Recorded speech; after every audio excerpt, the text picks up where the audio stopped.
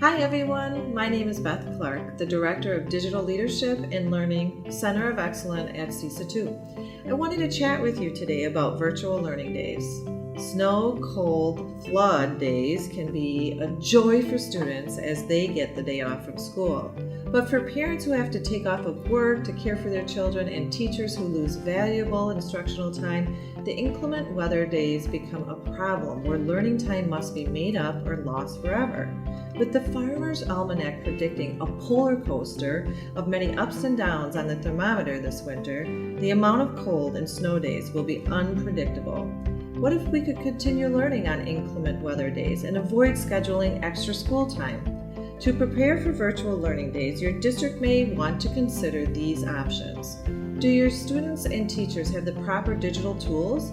To learn away from the school building, an internet connection is required along with a device at home to access the information. Additionally, can the same learning goals be achieved online as they would be in the classroom? Are all of your students engaged in learning by understanding how to access online resources? If technology is only used on inclement weather days, students may not be able to learn because they do not have the proper experience with their devices. Students and teachers unfamiliar with online resources may have trouble evaluating lesson progress.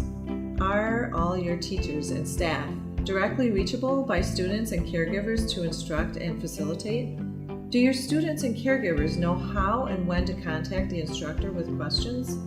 Accommodations must be made for non-native English speakers to ensure no communication is lost in translation. Do your students and caregivers know of the targets and expectations heading into the virtual learning day?